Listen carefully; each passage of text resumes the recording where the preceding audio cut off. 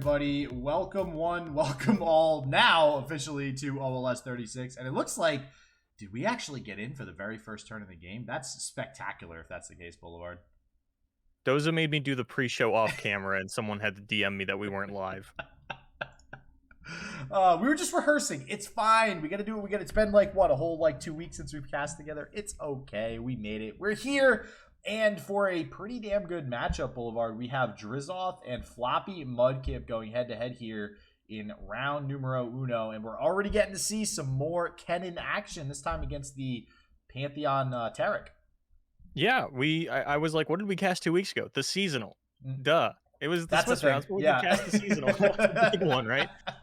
So what we had mentioned in the pre-show is that there are a lot of Kennen Kinku Wayfinder decks this weekend, but not all of them are Ezreal. For example, Mudkip here has the Auction Splash instead of the Ezreal, and on Drisoth's side, while he doesn't have the deck queued up, is playing Ahri Kennen Kinku Wayfinder with a Targon Splash for Gifts from Beyond. But here in the opening match, we've got the Auction Kennen up against Tarek Pantheon. All right, and I was just actually bringing this up during our rehearsal. Tarek Pantheon. I personally, from what I have seen, which in the deck's defense, I have not seen a whole lot of this deck, so I'm very curious to see how it performs today. But Boulevard, you had this as tier 1. So you said it was tier 1 because it beats Yordles. Is that really the only reason, or otherwise, I mean, what's this deck really trying to accomplish? I mean, it's still a mid-range rally Demacia deck, right? And you can get off multiple rallies with the Tarek. The Tarek can really get out of hand in a number of matchups.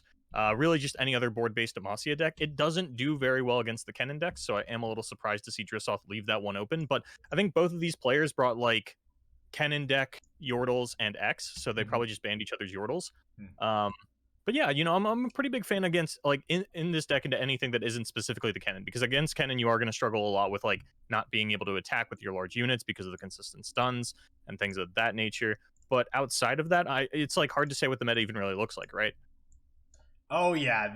I mean, from last night and doing fight night, we saw a lot of the same stuff. You know, we did see a lot of Pink City. We saw, you know, Plunder, a lot of stuff like that. But now I imagine today, I mean, the OLS is where things get spicy. This is where we start to see all the crazy stuff come out. People start to test a little bit crazier decks than we're used to in something like Fight Night. And we can see here, we're already getting this new faded keyword online. A lot of people think that this Wounded White Flame Boulevard is a pretty, I don't want to say broken, but a pretty damn good card. Yeah, I know a lot of people, when they saw the Faded mechanic, were like, Faded is here to save Targon, and Wounded White Flame definitely the best one of the bunch, because there's really only 3 Faded units, if I remember correctly. I think it's just Pantheon, the White Flame, and this little guy that Drisoth has on the field, the Saga Seeker. But White Flame has even made its way into a couple of Lee Sin variants as well, just being another target for your Zenith Blade rather than like a Solari Priestess, and, you know, really giving you the capability to win the game without Lee Sin in a way that we really haven't seen since everybody switched off of like the Mountain Goats and the Sparkle Flies onto a streamlined Eye of the Dragon version. All right, well, there he is. There's Pantheon. I know, I believe Pantheon's 2 out of 5 you right can now. Click. I was literally the second I said your hands that, like folded in front of you, like speculating about the thing I can click on. Look how many things I have to click to do this, Boulevard. I have to. Okay, now I can see it. Yeah, don't worry, I got you. But yeah, I've heard from a lot of people that Pantheon seems relatively difficult to level. And I got to agree. I mean, you know, typically a deck like this is going to focus on getting him leveled in those 5 turns. For those of you who don't know, he needs to see a round where something was targeted 5 different times. So basically 5 rounds, something getting targeted using the faded mechanic. Doesn't have to see it. Or sorry, doesn't have to see it. Yeah, actually, that's a very good point. Does not have to be on the field. That would be insane. Yeah, that would be very bad, actually. I don't think he'd be playable if that were the case. But even then, it's still decently hard having to do that 5 turns in a row if we're going to get him down early like this.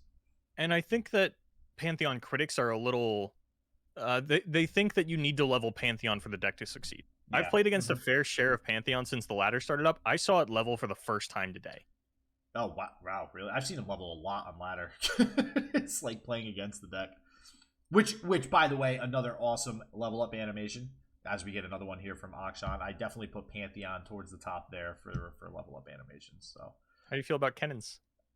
Kennen's, I think, is pretty good too, actually. And I think, I think some lore was released about what he's actually fighting there in that picture with that eye. I saw something floating around on Twitter. I'm actually curious to look into that after the fact, but I think it's actually one of the other cards that was released as well, if I remember correctly. Ah, well, here we have a leveled Akshan, 2 leveled cannons. This is really everything that Floppy could want. Drisoth, on the other hand, gonna have a rather difficult time punching through this. Doesn't have the Golden Ages to go with the Taric, which is like the big combo for this deck. It was Mhm, something that was discovered quite some time ago. I think like right after Golden Ages came out, people were like, "Oh, you can do this on Taric and get multiple rallies in a turn." mhm. And it hasn't found a deck, and I think Pantheon might finally be that deck. Yeah, I actually did a double take. I was playing somebody on ladder and I forgot about that. And they had Golden Aegis on Taric, and I was like, wait a second, isn't this the third time they're attacking? Like what's happening this turn? But yeah, that is how it works, and I gotta agree with you. Maybe that's gonna be somewhere that this deck can actually focus on. But right now we have the relics coming out. We'll see which relic of power is gonna get chosen here from FloppyMudkip. And like you mentioned, we have everything going for us. You know, one of the great things about any of these cannon decks, whether it's Ezreal, Akshan, whatever, when you're the opponent playing against it, you feel so helpless in even being able to get rid of the cannons. Because no matter what you do, you know your opponent will likely have a response. But something like Hush, anything that's burst speed, Hush, mini morph, things like that, I have seen those have some sort of success with dealing like something. There's something like cannon, so we'll see if that's going to give Drizoth a little bit of an advantage here. It's definitely going to be awkward for Drisoth because as it stands, there are the 2 Mark of the Storm in the hand of Mudkip. So if you go Mhm. for a Hush block, whatever you're blocking with is Yep. just going to get stunned. And I mean, this is where the damage really starts to add up, right? Is once those 2 leveled cannons are on the field, be it from Wayfinder or the God Seedling, it's 6 damage quick attack coming through there. Yeah. That can be pretty hard for a few decks to stop, especially given the marks in hand or just, the twin disciplines or whatever combat tricks they happen to have, and just not wanting to sacrifice your blockers to something like that. Well, yeah, and then, hey, by the way, if you decide to block the cannon, guess what? They're gonna get another Mark of the Storm, which is Yeah. like over. At this point, I've seen so much cannon. I don't even know if it needs to get another mark when somebody assigns a blocker. Like, just give the 2 on the turn, the summon and the attack. Like, I think that's enough. But yeah, it's absolutely crazy how quickly you can get Mark of the Storms to the point. And I mentioned this last night a lot. Like, you actually have to. Your hand is always at like max capacity as the Yeah. cannon player, and a lot of the times you can't even make use of every single Mark of the Storm that's going to come your way. 3, 6, 9, 10, 11 damage currently being represented. Yeah. 3 of which we don't want to Which block. Actually, 3 we don't want to block. 1 we can't block. So Yeah, and this could turn into lethal rather quickly. A lot of people have been talking about one of the things about Kennen being that his champion spell gives Burn access to Ionia in a yeah. way that it hasn't had it before. Mhm, We don't have a second Kennen at the moment to utilize our recall effects to get the champion spell because we did, of course, want to connect with our ephemeral. mhm. But I can't imagine Mudkip's going to have too much problem finishing off that last 3 points of damage, especially given just the elusives that he has in hand. Yeah, I gotta say, this is not looking good for Drizoth here. Now, Drizoth could potentially put something together on the crackback. The good thing about Overwhelm against something like Kennen is a lot of the times the protection for Kennen and Akshan and whatever else is generally on the defensive anyways going to be recall effects, and that will not prevent the Overwhelm damage and give you kind of that ghost blocker. That's the thing with Mark of the Storm. You The stuns with Mark of the Storm don't actually matter on the defensive. It's an offensive tool, right? We're not gonna usually, unless there's like a willow sapling or seedling, whatever it's called, that landmark that summons an ephemeral. You know, there's a few The ways you could. God Nut. Yeah, the guy. Yeah, it's such a good card. You know, you could play that on your defensive turn and get some of those on your turn, but generally speaking, Overwhelm is going to be able to push damage. So maybe on this crackback, Drizoth can actually get something done here, even though we're only at 3 health. I think Drisoth needs a rally if they're going to actually pick up a win because not only are we losing Pantheon, which is a fair amount of overwhelm damage, but there is 1 stun in the hand of Mudkip as well as a twin discipline that we can Mhm. use to buff up the health of one of our blockers. So I would imagine Mudkip's in a really fine spot unless Oh Drisoth yeah. can find exactly Golden Aegis off the top. And even then, I mean, rallies are ineffective against stuns. You just knock one like that white flame out of combat. All of a sudden, it can't enter the next one because it's still stunned. Okay, so we are. I was gonna say there is the Cataclysm in hand too, and it looks like we are gonna go ahead and take the opportunity to go for it here, playing to our outs. Do we play Bastion in here? I don't believe so. but there is no Bastion. Okay. Yeah, most people aren't going for Bastion right now. Yeah, I just, because you mentioned the Conch Palm, that is a very key defensive tool for any Kennen deck, and that is what does shut down the Overwhelm. So we are going to get the I recall think here. the concern with something like Bastion is that it's just going to get popped by a Kennen spell, right? Oh yeah, there's just going to be something else to deal with it. Yeah, I mean, Yeah. there's so many. It's so ridiculous. Man, this just in a 0 mana spell is pretty good in this game. Yep. And the especially recall when it there, targets. I want to call out the recall actually canceling the Cataclysm. Does not send the unit into combat. Yeah, so crazy, how often these recall effects can be used as like pseudo denies now, with so many different things. Another Pantheon. Right, here comes Pantheon again, but I'm looking at Drisoth's hand, Doza. I'm not seeing lethal. And I'm also not seeing a way to survive lethal from Mudkip on the next turn. Yeah, no. Nope. not happening. We have a single combat to deal with potentially one of the units. We definitely don't have lethal represented because we even have this Tasty Fey folk still. Chilling there. And the Hush isn't going to really do much. Because it is going to end up trading with the Wounded White Flame anyways. Yeah, things are not looking hot for Drizoth. And this is looking like another Kennen victory here, Boulevard. Man, this deck, Kennen, is a thing. Kennen and Wayfinder, man. Woo. Yeah, and Mudkip doesn't need to pre-commit anything. Says you're not representing lethal here. I'm clearing most of your board. You don't have the mana for a rally, so I can wait for you to do whatever you need to do to try and push through lethal with your 3 mana, and then I can commit my Concussive Palm or my Twin Disciplines. Yeah, in this case, Twin Disciplines would save the Tasty Fey folk. Conch Palm does not prevent single combat for anybody who might be new to the game. It does stun and prevent the attack, but single combat is a separate strike or a separate attack, so that would still go through. You can Cataclysm a stunned unit too, man. There's so many ways to combat with stunned units. Yeah, it's not quite stunned. Which, it seemed very counterintuitive when I first saw that interaction. I was like, wait a second, he's stunned. How is he doing anything? But, yeah. The amount of times I've been, like, killed by a stunned Ruin Runner, I'm like, what was this? This doesn't make sense. The visual doesn't so match. Actually nothing committed from Mudkip and saying, yeah, I'll go to 1. You're a Targon Demacia deck. What are you going to do to my 1 life? Nothing. Yeah, no direct burn. And just going to swing for lethal on the next turn, which Drisoth does not have the units to stop. I mean, we can Hush and block one of the elusives, but the fact of the matter is any 2 units connecting here is going to kill us. And Mudkip might actually just go for the Conch Palm here to ensure that they are as wide as possible. Maybe. I mean, I don't think you need to. If there's one thing I've learned with Kennen decks, you can, if not prefer, just sit around and wait. It's like you do not need to be proactive as long as you have a Kennen and you have recalls. Because we're talking about going for lethal. You have to be proactive. I know. I'm just saying, like, I don't think the Conch Palm with this play style, I just don't think that's something that you think to do with this deck. But Pantheon at least going to see that awesome level up animation. I'm blown away by this analysis of, like, in this kind of deck, you don't make that play for lethal. You make whatever play gets you lethal. Whoa. Don't put words in my mouth. You make the play for lethal. You just don't use Conch Palm to really... That's like win more, Boulevard, all right? Jesus. And there we go. There it is. What's wrong with a little winning more, huh? Drisoth getting taken down there. And that's going to be FloppyMudkip going up 1-0 to start the day for round 1 of OLS.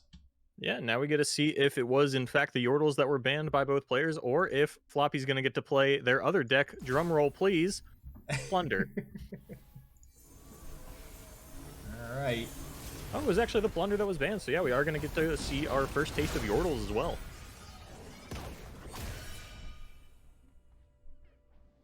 And we get the Bandle Commandle and the... I think I just said Commandle. Yordle Explorer. Bandle Commandle. It's the same thing. Yordle Explorer, this card has been insane. It's just about as good as everybody thought it was when it first got released. Yordle Explorer annoys me because I want to call it Yordle Smith, but there is another card called Yordle Smith. Yes. I did that the first 3 times the card hit the field last night. And I was like, nope, that's a different card. So we've got 2 Yordle Explorers in the opening hand for Mudkip alongside the Yordle Captain. Things are looking okay. I mean, we don't really have any other units in Floppy's hand. I'm sure that they will come, but even if we just end up curving Explorer into Captain, that's totally fine. Yeah, I think you're all right with that. Yeah, and the Poppy Top deck's fine too because we're not going to have the turn 4 attack token, which means we can sort of take that development turn to get the captain down. Meanwhile, Drisoth 0 out of 5 on the Pantheon level up. No Zenith Blades is really something that is going to do a number on this deck. Also, 0 interaction. I mean, there's no way for us to proactively remove these Yordle Explorers. And if they No continue single to combat, sit around, no concerted strikes, things rough. looking rough. You can't even kill the Yordle captain if it blocks. Sharpsight does not get you there. It only gets you up to 5 attack. It's a freaking 6/6. That's a 4 mana 6/6. I'll take it. I'm okay with that. That works for me. Yeah, next turn you get to play a 6/6 Poppy. Buff everything up to 7. But wait, Boulevard, Poppy was nerfed. Yeah. Cool. Ain't that something? A little slap on the wrist there. And then Poppy attacks. Now everything's even bigger. So this is a problem, I'm gonna go out on a limb and say, for Drizoth. And honestly, this is a lineup that we saw. There was only a 2-deck format, obviously, at Fight Night, but a lot of people, I think it was Cephalopod actually, had brought Yordles and Kennen. So I imagine this might be one of the more successful lineups here, at least including those 2 decks with Yordles and some Kennen deck, whatever it might be. My assumption for like the lineup of the weekend was going to be a Kennen deck, a Yordle deck, and a Gangplank deck. Yeah, yep, that sounds about right. Yep, that's a 6/6 Poppy. Oh, man. We like to have fun here at the Online League series. We like to enjoy ourselves, and let me tell you, nothing's more fun than making your opponent suffer. Well, and if anybody's curious as to why this suffering is happening, just want to really quickly explain the Yordle Captain. Yordle Captain actually does only buff units that are not as strong as it, that are lesser power, right? But you combine them with Yordle Explorer, now suddenly that doesn't really matter. Pretty much everything is going to be lesser power. So, yeah, we basically have 3 Yordle Explorers on field. Oh, by the way, we're going to go ahead and increase its power even more with the Poppy attack, and just, no big deal. 7/7 Poppy. Yeah, coming in. Drisoth actually has a chance to try and kill this Poppy, and I say try because there is still 1 mana and a Ranger's Resolve in Mudkip's hand, and because the Hush is temporary, Poppy's going back to a 7/7 at the end of the turn. Now, she will still have the 2 damage on her, so she's going to be a pitiful whittle 7/5. I have a pitiful little.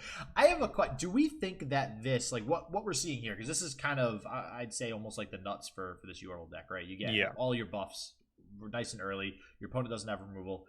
Is this about as strong or stronger than the Demacia decks of old? Stronger. You think it's so? And I mean, like we had one set and it was Bannerman like all the time for mid range. Yeah, Bannerman sucked. Yeah, oh, excuse me. All right. Put Bannerman. let me put it this way. Put Bannerman in today's meta. You can even unnerf Bannerman. Do you think that makes any difference? No, they should unnerf Bannerman. I think it doesn't at all.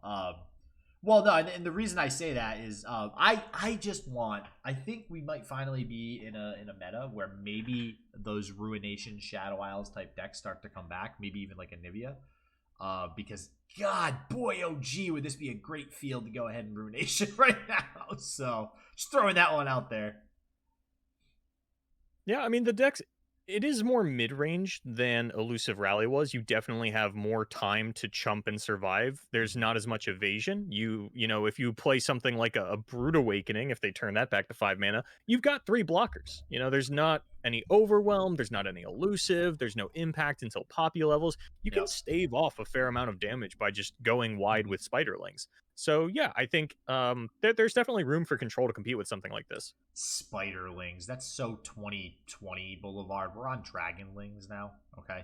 Come on. Get with the times. So, okay, well, you're the one that brought up Anivia. Now you're talking about Dragonlings. So you put those two together, you get Spooky Karma. Oh, I regret everything I just said. I take it all back. You've been saying some wild boy shit since this set dropped. And I am here to remind you exactly what you are saying. Oh, I know. Thank God. Because I gotta shut up sometimes. Well, here we go. This swing is representing lethal damage. We do have blockers. They all die.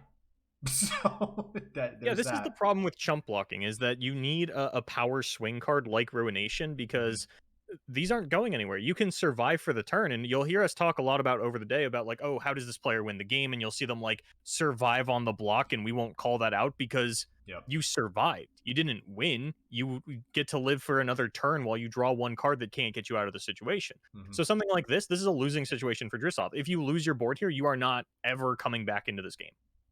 Yeah, no, there's not even really any sort of like card advantage cards in here. Like even just like draw power, right? You don't have Yeah, Taric, you're DK kind or of anything, or reliant as the Pantheon deck on Taric for your draw power because you yeah. want to like Pale Cascade to draw 2 or Yep. Guiding Touch to draw 2, and that's really where it starts and stops.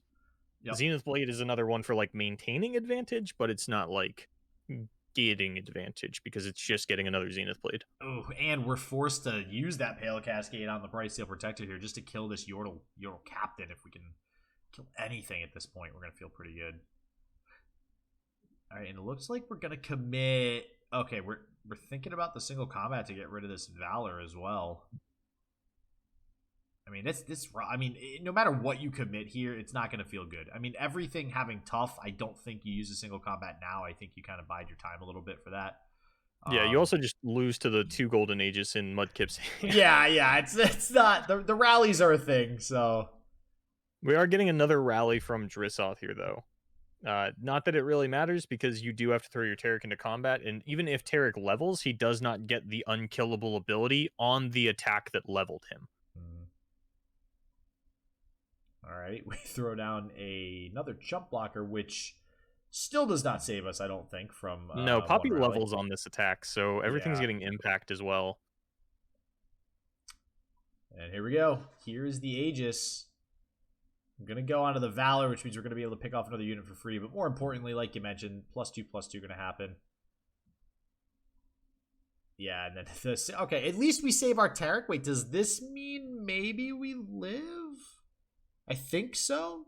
Because we just let the Yordle Explorer through for 6 damage at that point. Or we just play the Mayor and we're good. So I think we just if you take let this the to the Yordle face. Explorer, remember, everything's getting impact. Oh, that's right. The never mind. They're still dead. So impact is always lethal. Yep, there's a surrender. Yeah. Oh boy. Oh gee. Wow. Wiz Boulevard. That's a deck. That was a masterclass in setting expectations for the remainder of the day. And you watched Kennen pop off, and then you watched Yordles pop off, and I imagine if you liked that, stick around. We've got plenty more where that came from.